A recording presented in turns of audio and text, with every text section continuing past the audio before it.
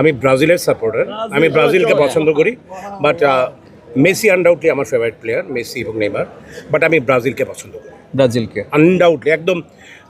এই পছন্দের পিছনে দুটি কারণ আছে, কখনো বড় হয়নি, যেহেতু আজকে প্রশ্ন করেছে। আমি ব্রাজিলকে একদম, আমি দ্যাট ওয়াজ 1970 থেকে আমি পছন্দ করি, যখন খেলাধুলা মোটামুটি বোঝা শুরু করেছে। বাট তারপর ব্রাজিলকে পছন্দ করার পিছনে কারণ হচ্ছে ব্রাজিল লেগতে বল আগে। আমি দেশকে ভালোবাসি, দেশের প্রতি আমার এক ধরনের অনেক ভালোবাসা আছে। বাংলাদেশ লেগতেও বল আগে। ভাইয়া মেসি তো মায়ের সাথে সব মানে সমর্থক শব্দ খুব না, সুন্দর।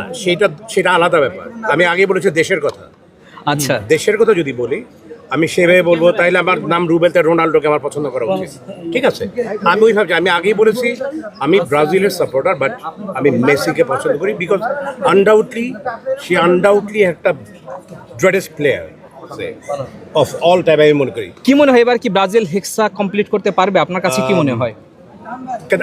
আমি যদিও এই টিমকে পছন্দ, কিন্তু সম্ভাব্য বলবো France is undoubtedly is a বলে যে চরমতম একটা টিম।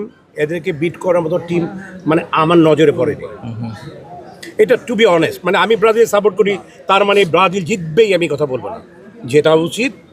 আর্জেন্টিনাও ভালো টিম, তাদেরও জেতা উচিত।